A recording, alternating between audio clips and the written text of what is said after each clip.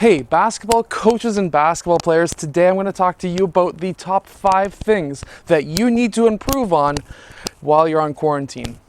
So I'm just going to get right down to it. Number 1 is going to be the most important tip that you're going to have. So make sure to watch it until the end, or if you find yourself bored, just kind of fast forward to the end and watch that number 1 tip. But number five is your fitness level.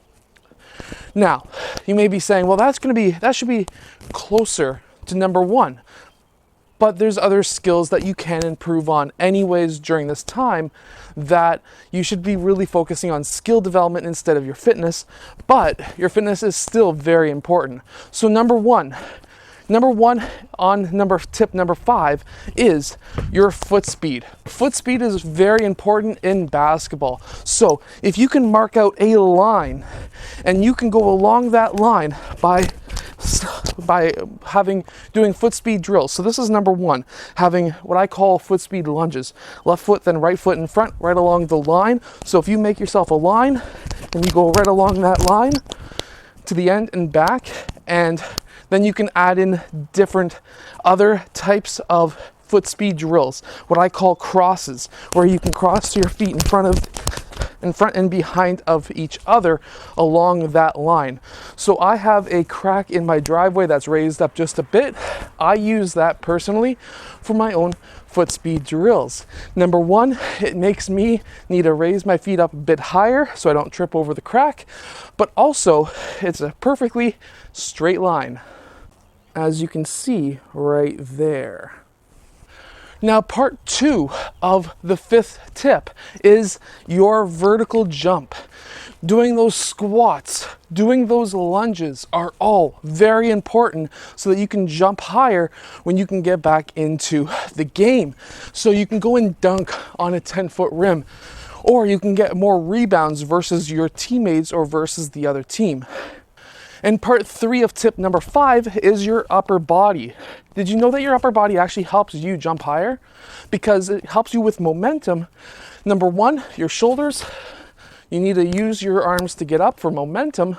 And that is muscles like your lats, where you can do lat raises, and that will actually help you jump higher. Now, tip number 4.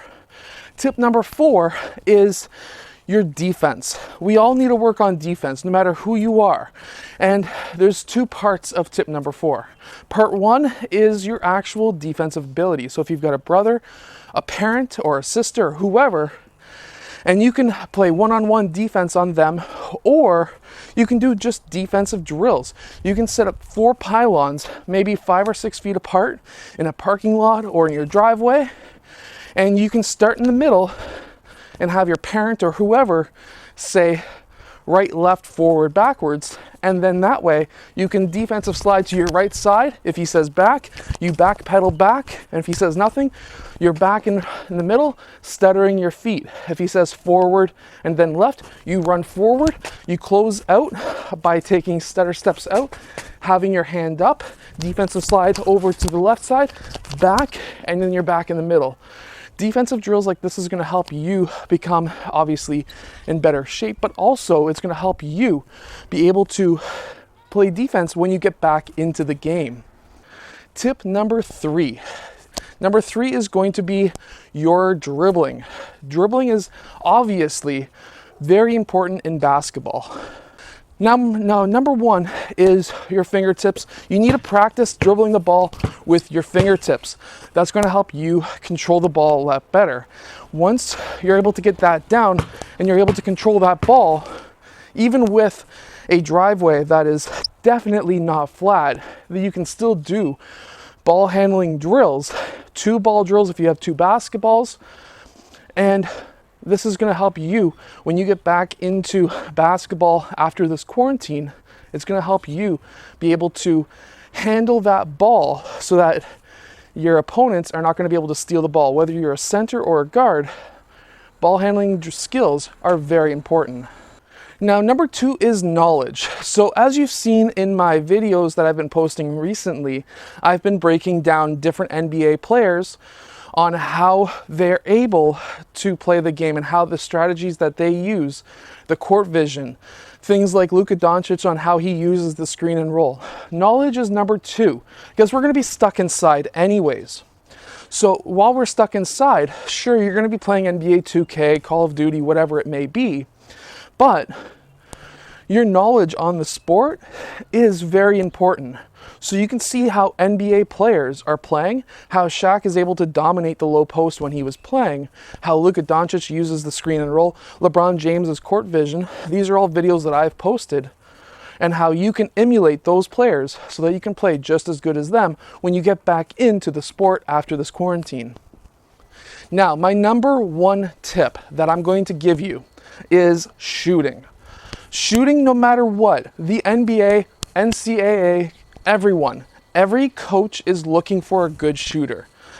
You have to remember that if you're shooting over 32 to 35% from the three-point line, you're actually shooting at a higher percentage than most players shoot in the low post when they're driving towards the rim or if they're posting up a player.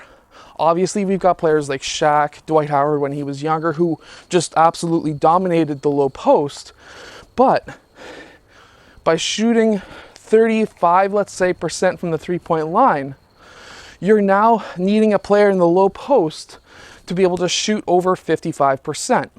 So if you can shoot over 35% from the three-point line, that's going to help you become a very valuable tool.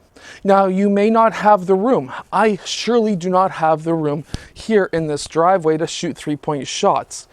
But what's part 2 of tip number 1? And that is free throw shooting.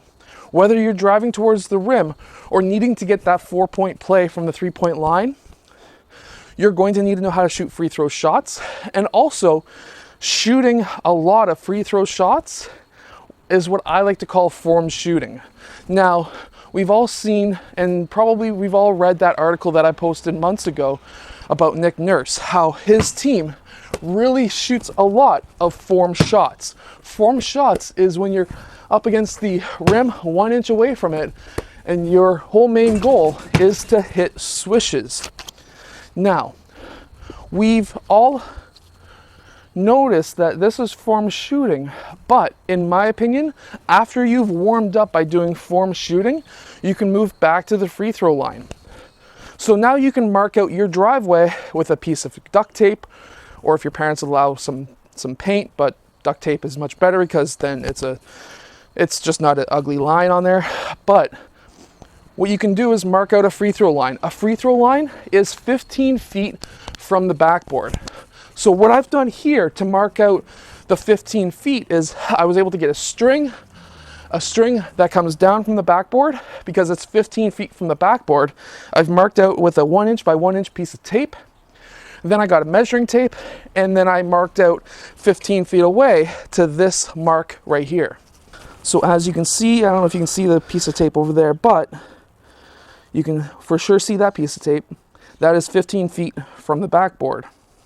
So now, when it's nice weather outside, so today it's kind of cloudy, but it's sort of kind of warm, it's going to be warmer later on, you can quite literally sit here, and if you finished all your schoolwork that you needed to get done, or it's a weekend and you just have nothing else better to do because all your friends might be sleeping and you want to play Call of Duty or 2K and nobody's online, you can get outside and jack up 1,000 free throws in 2 hours, and you're now 1,000 shots into your goal of 10,000 shots. Remember, if you want to master something, you need to do it perfectly 10,000 times, and you're going to master it. So you could quite literally hit over the next 120 days, 180 days until school comes back in, hopefully comes back in by that time, you're going to be able to shoot probably 100,000 shots easily from the free throw line.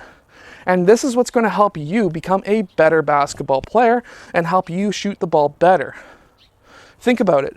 Who else of your friends right now have the ability to go out and shoot 100,000 shots by September? Or make 100,000 free throws by September? We all have the ability to do this. It's up to you if you really want to become better. That's what this video is about. I hope that you've enjoyed today's video. If you have, hit that like button and subscribe. And I'm going to tell you my goal right now. By September, Usually around October it gets cold, but by the end of September, I'm gonna try and shoot over 100,000 made shots from that red piece of tape. And I wanna see you do the same. I'll see you guys in my next video.